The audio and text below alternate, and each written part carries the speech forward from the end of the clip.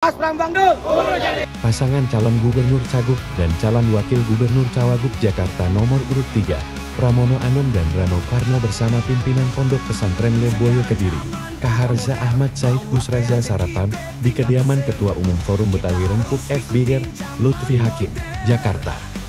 Kamis tanggal 3 Oktober tahun 2024.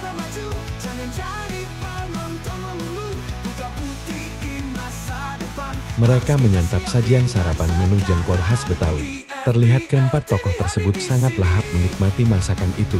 Bahkan, Pramono mengaku nambah menyantap makanan jengkol yang disajikan. Jengkolnya Pak Kiai memang enak banget. Saya nggak basa-basi ya. Benar-benar enak karena saya nambah. Wah, terima kasih Pak Kiai. Yang bikin bukan saya, Pak. Saya nggak bisa bikin. Rumah. Banyak amat itu.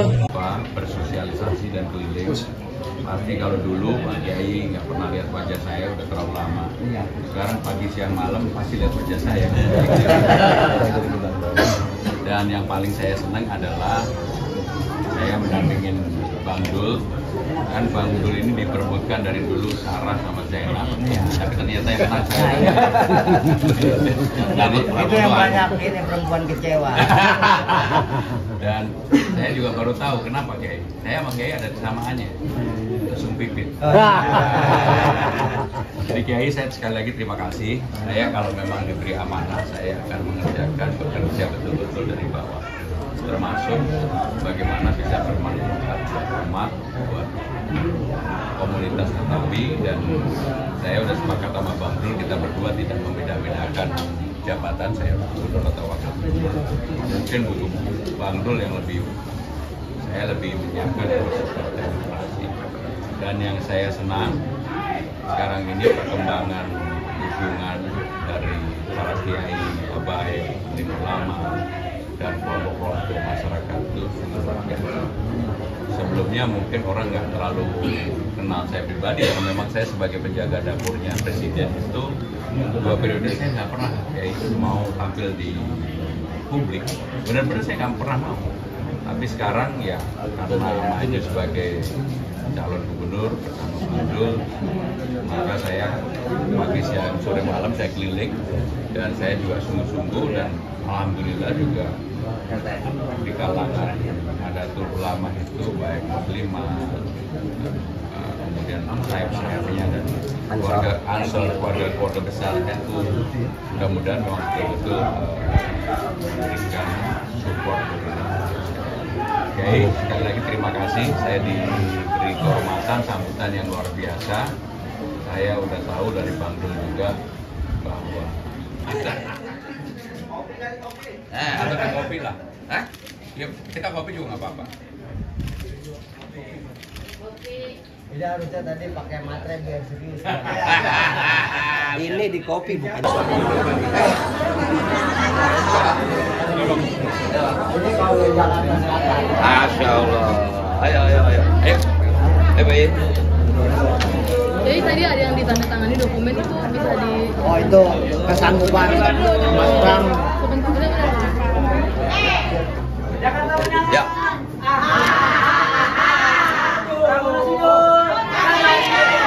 Oke, bentar ya. Ya, silakan. Ya, jelas. Dokumen yang ditandatangani tadi itu Dokumen kesanggupan Mas Bram dan Bang Dul untuk memperjuangkan aspirasi masyarakat Betawi secara maksimal. aspirasinya apa saja? Berkaitan dengan turunan dari Undang-Undang Daerah Khusus Jakarta pasal 31 tentang lembaga adat masyarakat Betawi dan pemajuan kebudayaan Betawi. Yang diinginkan oleh BR terkait budaya Betawi itu apa yang bisa didukung oleh Pemprov DKI Jakarta? Sebagaimana kami memperjuangkan frase lembaga adat masyarakat Betawi dan pemajuan kebudayaan Betawi di pasal 31 Undang-Undang DKJ, maka itulah yang kita minta untuk dibuatkan produk-produk hukum dan segala turunan yang berkaitan dengannya.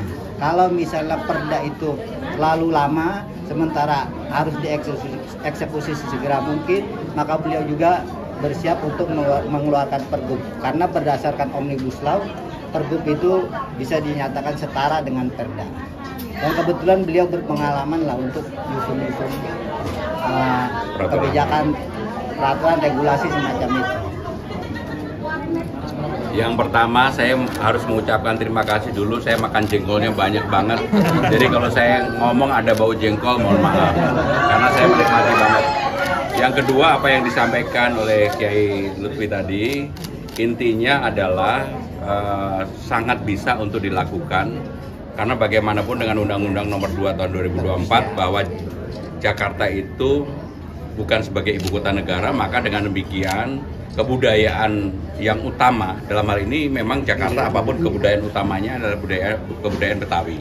Sehingga kalau permintaan Pak Kiai untuk bisa melestarikan budaya Betawi menjadi budaya utama dan kemudian juga adat istiadatnya menjadi simbol dari Jakarta, menurut saya memang sekarang itu sudah dilakukan tapi masih malu-malu. Nah, untuk itu nanti kalau kami mendapatkan amanah, kalau memang bisa kita buat perda, kita buat perda. Kalau pergub pun saya sanggup untuk melakukan, dan saya sudah sampaikan ke Pak Kiai kalau perlu di awal, bahkan kami sebelum jadi gubernur pun saya akan bantu untuk menyiapkan perda maupun pergub, karena ini kan memang selama 10 tahun saya menggeluti bidang itu. Jadi itulah yang kami tanda tangani. Tapi sekali lagi, pertemuan saya dan Bang Dul dengan Kiai tadi dan semua yang hadir sungguh sangat cair, harmonis, dan saya memang penggemar jengkol. Dan saya makan jengkolnya 3 kali. Nggak malu, jengkol 3 kali. Mas, boleh selain kemarin kan Mas Pram bicara soal kebutuhan hunian masyarakat yang ingin membuat hunian di atas pasar, di atas kantor kecamatan. Itu kan rumah susun sewa. Nah, kalau rumah susun milik, apakah ada keinginan untuk meneruskan program yang sudah ada, misalnya rumah DP 0 rupiah? Jadi semua hal yang baik dari Mas Anies maupun Pak Ahok kita teruskan. Nah, memang untuk Jakarta ini, karena lahan itu begitu mahal, harus ada terobosan. Terobosannya bukan hanya pasar saja yang bisa dinaikkan menjadi rumah hunian.